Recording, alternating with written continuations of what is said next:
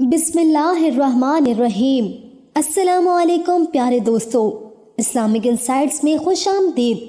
دوستو، آج کی ویڈیو میں ہم آپ کو حضرت زید بن ثابت رضی اللہ تعالیٰ عنہ کے بارے میں معلومات فراہم کریں گے، لیکن ویڈیو شروع کرنے سے پہلے ہماری آپ سے گزارش ہے کہ ویڈیو کو لائک کر کے ہمارے چینل اسلامک انسائٹس کو سبسکرائب کر لیجئے۔ غزوہ بدر میں شرکت کے متمنی جانثاران اسلام عاشقان رسول ایک قطار میں کھڑے ہیں۔ ان میں انصار بھی ہیں اور مہاجرین بھی، بوڑھے بھی ہیں تو جوان بھی۔ سب کے دل جذبہ جہاد اور شوق شہادت سے سرشار ہیں۔ سب کفر اور اسلام کے درمیان ہونے والی پہلی جنگ میں حصہ لینے کے لیے بے قرار اور بے تاب ہیں۔ امام الانبیاء، تاجدار مدینہ، سرکار دو جہاں، حضور رسالت مآب صلی اللہ علیہ وآلہ وسلم محاذ پر جانے والے صحابہ کا چناؤ فرما رہے ہیں۔ بوڑھوں، بیماروں اور 15 سال سے کم عمر بچوں کو محاذ پر جانے کی اجازت نہیں۔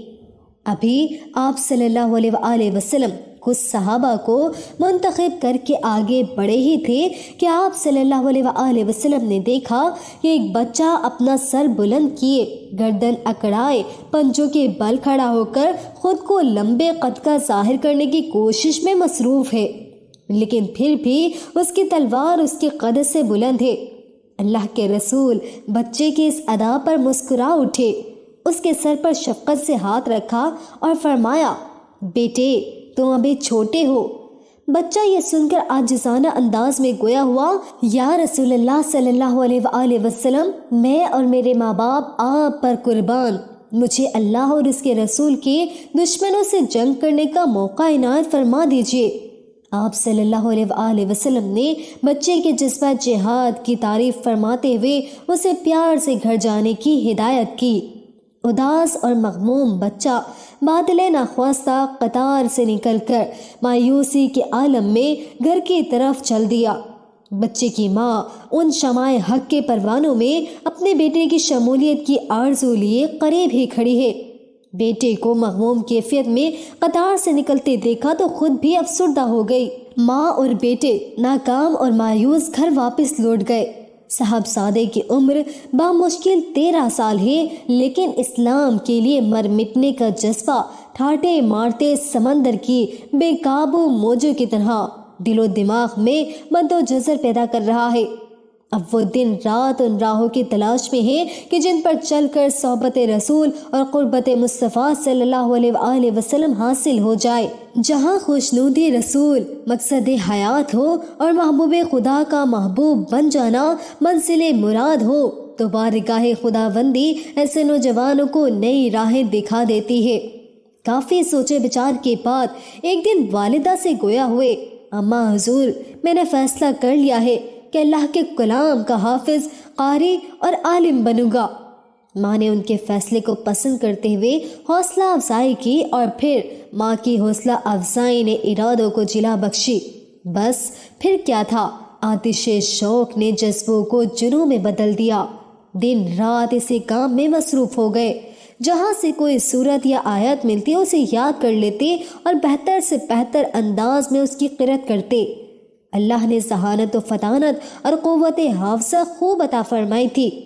ابھی کچھ ہی وقت گزرا تھا کہ بہت سی آیات اور صورتیں ازبر کر لی اور خوبصورت انداز سے قرأت کا فن بھی سیکھ لیا۔ ایک دن والدہ نوار بنت مالک انہیں لے کر بارگاہ رسالت صلی اللہ علیہ وآلہ وسلم میں حاضر ہوئی۔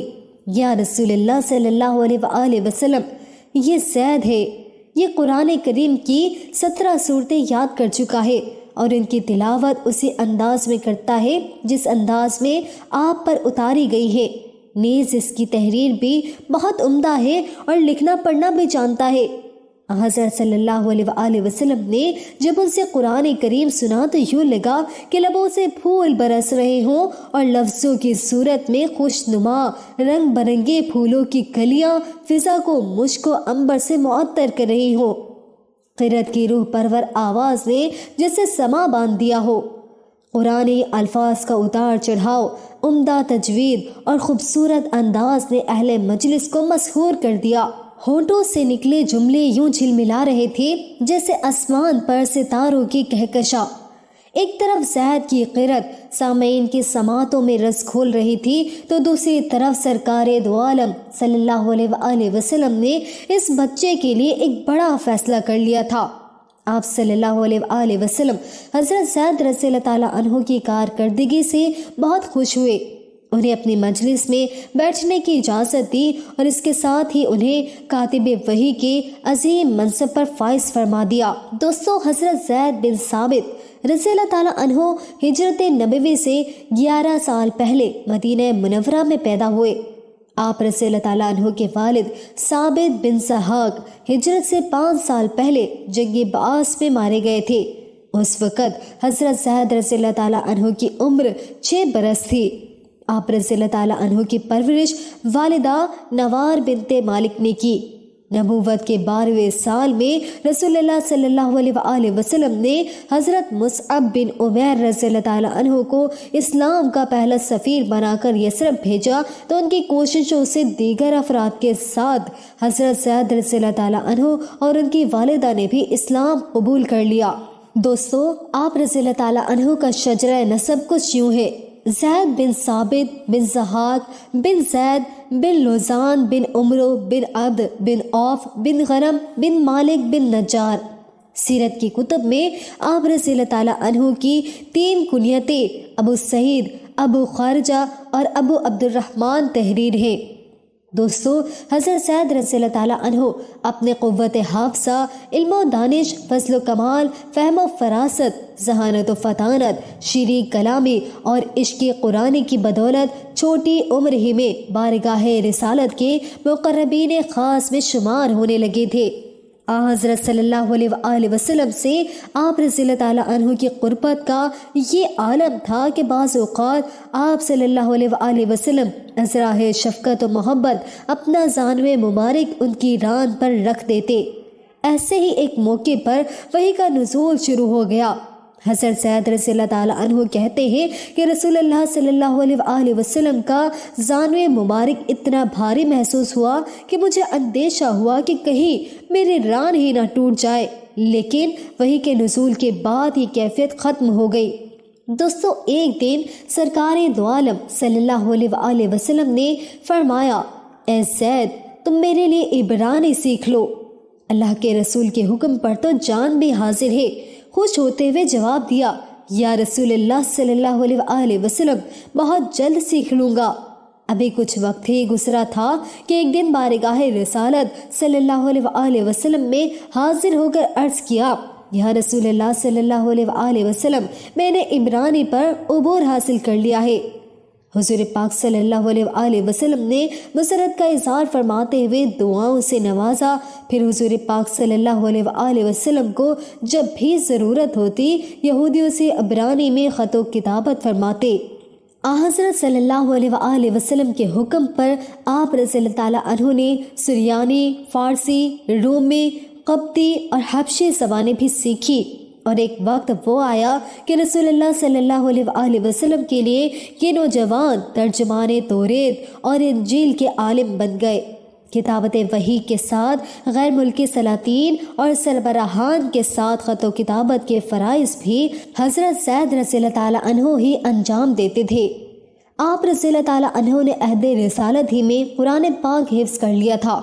ناظرین، رحمت دو جہاں، شہنشاہ کون و مکاں، حضور رسالت مآب صلی اللہ علیہ وآلہ وسلم کے وصال فرمانے کے بعد خلیفۃ المسلمین کے انتخاب کے معاملے پر مختلف آراء سامنے آ رہی تھی۔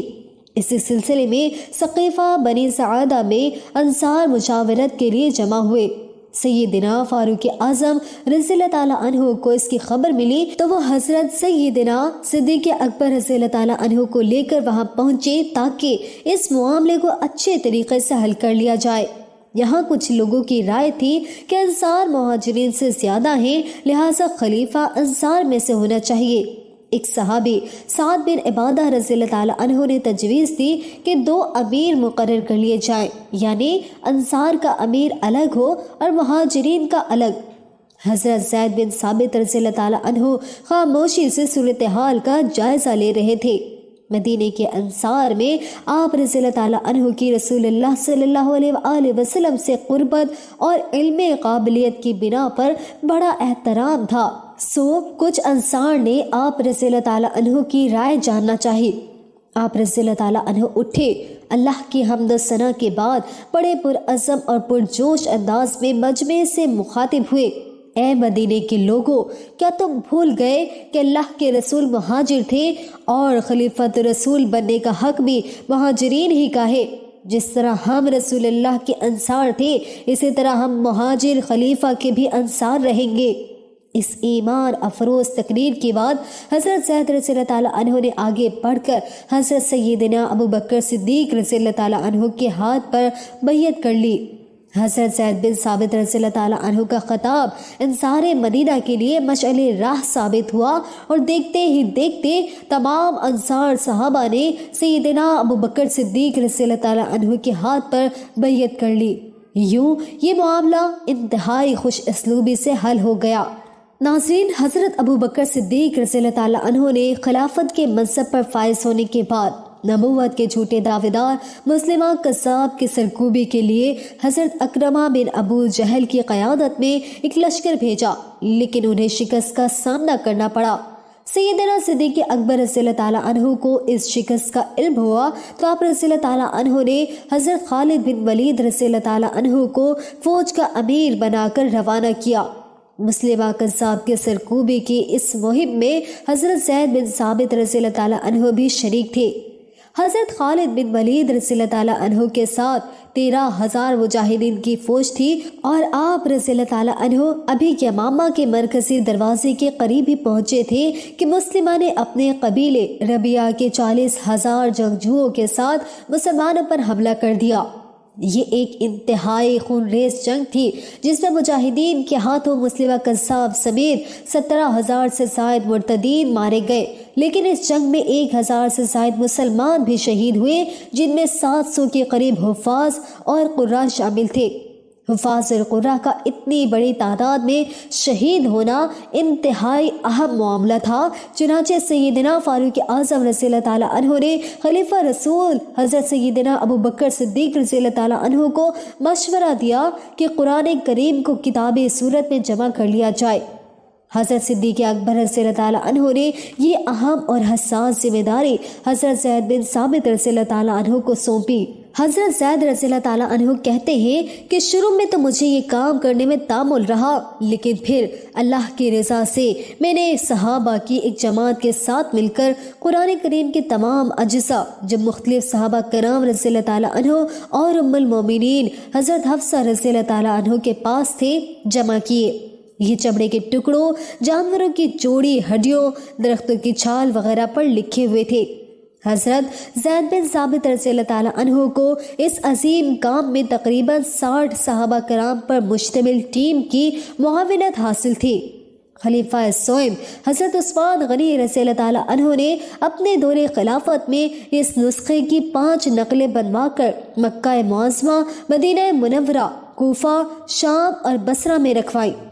قرآن کریم کے ان نسخوں کی نقول تیار کرنے کا کام بھی حضرت زید بن ثابت رضی اللہ تعالیٰ عنہ کی زیر نگرانی سر انجام پایا۔ دوستو، حضرت سیدنا ابو بکر صدیق رضی اللہ تعالیٰ عنہ جب خلیفہ بنے تو آپ رضی اللہ تعالیٰ عنہ نے حضرت زید بن ثابت رضی اللہ تعالیٰ عنہ کو منصب کتابت پر فائز رکھا اور انہیں اپنی مجلس شورا کا رکن بھی بنایا۔ امیر المومنین سیدنا عمر فاروق رضی اللہ تعالیٰ عنہ نے اپنے دور خلافت میں نہ صرف انہیں شعبہ کتابت کے امیر کے منصب پر بحال رکھا بلکہ مدینہ منورہ کا قاضی بھی مقرر کیا۔ حضرت عمر فاروق رضی اللہ تعالیٰ عنہ فرمایا کرتے تھے کہ اہل مدینہ زید کے محتاج ہے، کیونکہ جو شے زید کے پاس ہے وہ کسی اور کے پاس نہیں۔ ایک موقع پر حضرت فاروق اعظم رضی اللہ تعالیٰ عنہ نے خطبہ دیتے ہوئے فرمایا، لوگوں، کسی کو قرآن اور فرائض کے بارے میں کچھ دریافت کرنا ہو تو وہ زید بن ثابت سے دریافت کرے۔ حضرت فاروق اعظم رضی اللہ تعالیٰ عنہ کی شہادت کے بعد حضرت عثمان غنی رضی اللہ تعالیٰ عنہ نے انہیں سابقہ عہدے پر بحال رکھا، بلکہ 31 ہجری میں انہیں بیت المال کا بھی امیر مقرر کر دیا۔ حضرت عمر فاروق رضی اللہ تعالیٰ عنہ اور حضرت عثمان غنی رضی اللہ تعالیٰ عنہ جب بھی مدینہ منورہ سے باہر جاتے تو اپنا جانشین انہی کو مقرر کرتے۔ گو کہ حضرت زید رضی اللہ تعالیٰ عنہ نے جنگ جمل اور صفین میں حضرت علی رضی اللہ تعالیٰ عنہ کا ساتھ نہیں دیا تھا، لیکن اس کے باوجود سیدنا علی مرتضیٰ رضی اللہ تعالیٰ عنہ حضرت زید بن ثابت رضی اللہ تعالیٰ عنہ کے عزت و احترام میں کوئی کمی آنے نہیں دیتے تھے۔ دوستو، ایک مرتبہ رسول اللہ صلی اللہ علیہ وآلہ وسلم نے حضرت زید رضی اللہ تعالیٰ عنہ کی علمی قابلیت کو سراہتے ہوئے فرمایا، میری امت میں علم فرائض کے جاننے والے زید بن ثابت ہیں۔ ناظرین، کاتب وحی، عاشق رسول، منبع علم و فضل، قرآن کریم، توریت اور انجیل کے حافظ، کئی زبانوں کے ماہر، ترجمان رسول، چاروں خلفائے راشدین کے پیارے حضرت زید بن ثابت رضی اللہ تعالیٰ عنہ 45 ہجری میں 56 سال کی عمر میں اللہ کے محبوب کے شہر مدینہ منورہ میں خالق حقیقی سے جا ملے۔ آپ رضی اللہ تعالیٰ عنہ کی وفات کی خبر پر مدینہ منورہ سوگ میں ڈوب گیا۔ مسلمان غم سے نڈھال تھے اور پورا شہر جنازے میں امڈ آیا۔ حضرت ابن عباس رضی اللہ تعالیٰ عنہ نے تدفین کے بعد غم زدہ لہجے میں فرمایا، دیکھو لوگو، علم کو جب جانا ہوتا ہے تو اس طرح جاتا ہے۔ آج علم کا بہت بڑا ذخیرہ مٹی تلے دفن ہو گیا۔ حضرت ابو ہریرہ رضی اللہ تعالیٰ عنہ کو جب انتقال کی خبر ملی تو ان کی زبان سے بے اختیار نکلا، افسوس کہ آج امت کا بہت بڑا عالم اپنے رب سے جا ملا۔